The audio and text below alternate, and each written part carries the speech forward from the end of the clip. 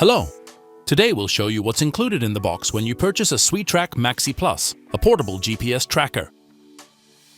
When you open the box, you're first greeted by a quick start guide that walks you through getting your Maxi Plus up and running.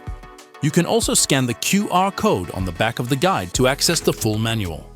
Underneath the guide, you'll find the charging cable, which has a USB-A connector on one end and a magnetic plug on the other.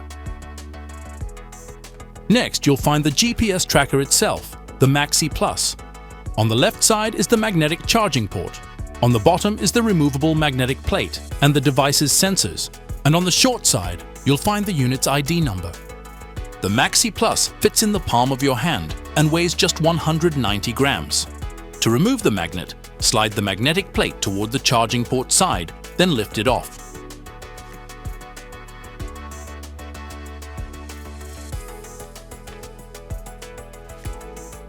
To attach the charging cable to the GPS tracker, simply hold the cable near the charging port. The magnets will automatically snap the cable into the correct position. That's everything in the box for your new Maxi Plus. Enjoy your Swetrack!